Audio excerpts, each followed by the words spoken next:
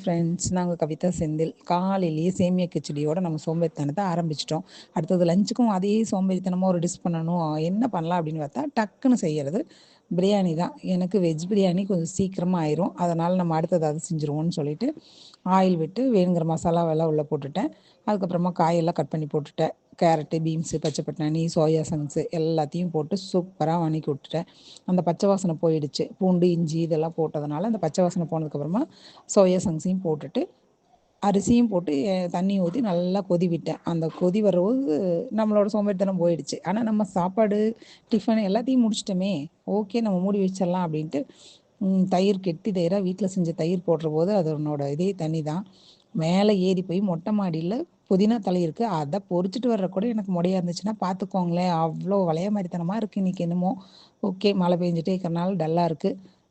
இருந்தாலும் பிரியாணி சூப்பராகவே வந்துருந்துச்சு. ஜேஜேக்கு லஞ்சு கட்டி கொடுத்தாச்சு. நானும் சாப்பிட்டுட்டு குட்டியாக ஒரு தூக்கத்தை போட போகிறேன்.